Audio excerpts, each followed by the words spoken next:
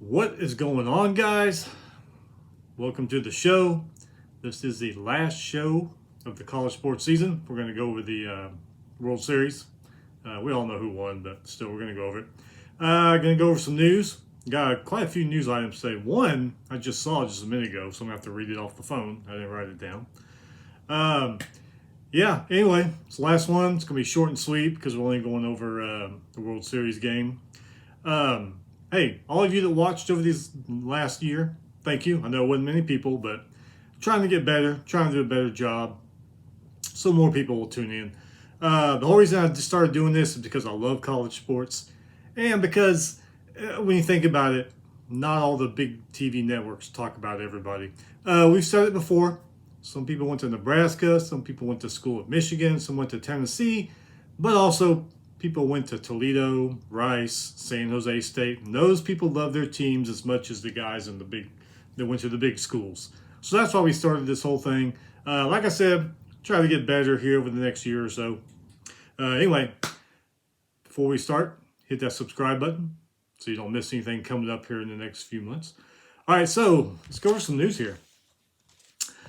Big 12, they hired Brett Yormark as their commissioner. Did he come from another conference? No. Did he come from the NCAA or some other school? No. You know where he came from? He was the previous COO of Jay-Z's Rock Nation. He has some sports experience, but none in the college level. And after seeing what Dan Beebe has done to the Big 12 and what the Big 12 has done afterwards, I would expect nothing less from the Big 12 than to hire some guy who was the head of some musicians, whatever it is. So, congratulations, Big 12. You get what you got. ACC, they approve a 3-5-5 format for football. All teams will be in one division starting in 2023. This means every ACC team will play every other conference team at their home field at least every 4 years. If you're wondering what that means, Clemson has played Miami in Miami once since 2010. So that's going to eliminate that to where teams will play the other ones every 4 years. And this happens in every conference. I mean, when was the last time your school played this school in your conference at their house? Maybe several years ago. So I like it. We're going to see how it works. And who knows, maybe other conferences will adopt it. Ohio State Athletic Director Gene Smith says schools need to be involved in NIL deals. It could crack down on inducements. They should have probably all been doing this a year ago when they made NIL legal. Like I said before, it's like robbing a bank, and the bank calls the police a year later. Hey, we got robbed a year ago. Hey, Mississippi State, they like what Mike Leach is doing. They have extended his contract through 2025. I like this because there seems to not be a lot of loyalty anymore.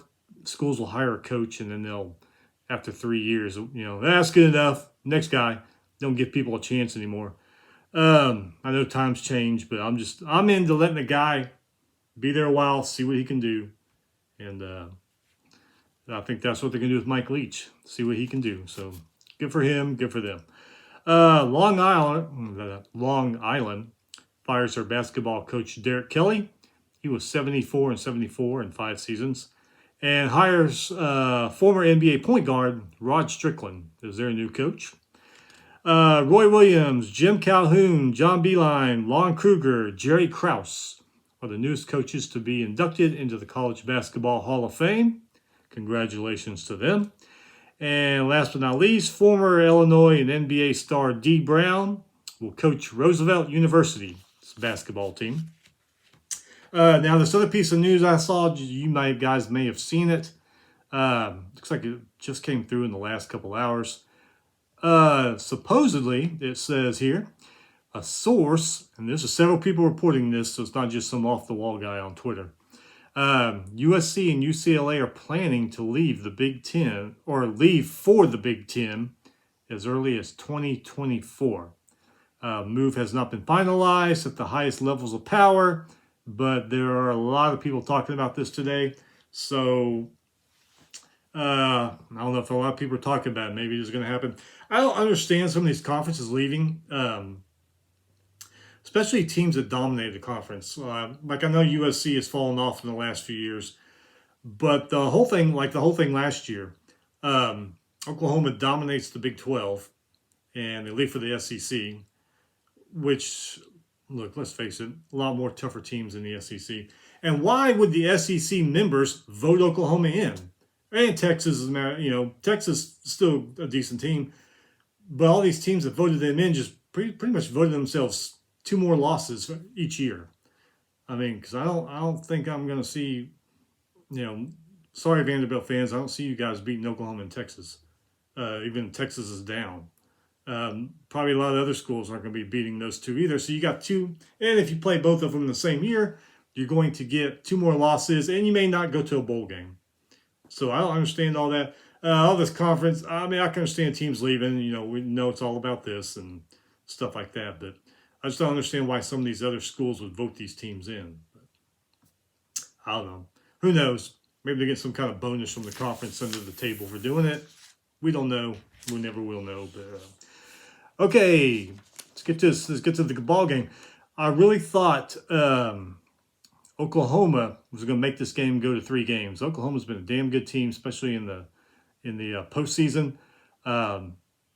But mistakes. Mistakes kind of killed Oklahoma. Actually, in both games, the mistakes killed Oklahoma. Anyway, Ole Miss wins 4-2. They are your national champions for college baseball. Congratulations to them. Ole Miss had 6 hits, 0 errors in that second game. Oklahoma had 3 hits, 0 errors. Ole Miss's Gonzalez hit a solo home run, RBI solo home run, and scored on a wild pitch. Bench scored on a wild pitch. Elliott, 6 strikeouts. Gaddis, 2 strikeouts. Johnson, 3 strikeouts. Ole Miss got on base 9 times in this one. Oklahoma side of the ball, Nicholas hit an RBI double. Pettis, he was walked. Clark walked in and scored a run. But Horton, 13 strikeouts, man. Hell of a pitching effort from him. Sooners got on base 5 times. No stolen bases in this game, although attempts were made. This was a 0-0 game until the 6th. Rebels took a 1-0 lead. Then OU got some runs, took a 2-1 lead in the 7th. And then Ole Miss scored 2 runs on wild pitches in the 8th. Yeah, like I said, mistakes for Oklahoma. I mean, OU scored a run on an RBI single, but it was called back when the Ole Miss challenged the call at first base. The OU batter, they say he interfered with the Rebels first baseman. It looked like he may have, if he did, not by much though. But anyway, took the run off the board for OU. I don't know if that shell-shocked OU or pissed off OU or what, but I mean, I guess that call could have gone either way. A lot of people probably right down the middle on it. Some say he interfered, some say he didn't. I don't know. Looked like he did. To me, it looked like he did, but like I said, not by much. So, I don't know. Game was a pitching duel, as we said. Horton had 13 strikeouts in this one. All pitchers threw great in all these games.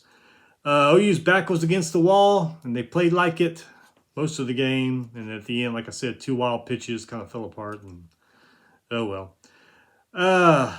Ole Miss sweeps OU, wins the national championship. That's it. College sports season is over. Like I said, doing this video has been fun, and doing Twitter. I'm on Twitter too, so that's been fun. Going to do everything I can to get better, make better shows, put better content into it. I know this last year right now we're just reading scores and stats, and you can get that on TV. But I try to throw in other stuff, which I'm going to try to do more of that this upcoming sports season. So, just like I said, all you, those few of you that watch, hey, thanks. Appreciate it. Like I said, we're on Twitter, same handle. I'm going to go on a vacation. And I'm going to come back and start doing shows right around media days. I'm going to watch the media days, kind of sum it up in the videos. I think those start. I got to look at the dates, but most time they start like right in the middle of June, or right in the middle of July, I'm sorry. And some of them coincide with each other in the same week. But anyway, that's when I'll be back to do some videos. We'll go over media days. And then, hey, right after that, 2 weeks after Media Days, fall practice starts. And before you know it, we'll be kicking off on Saturdays again, thank God. Oh, man, miss college football. Anyway, hey, like I said, thank you guys for watching. Have a great summer. Hope you have fun on vacation. Be careful. Hope you have a great time with your family and friends, whatever you're going to do. And we'll see you back here in a few weeks when we're going over Media Days. Have a great day. You got half a day left. And then tomorrow and then the weekend is here again. And have a great weekend, and we'll see you soon.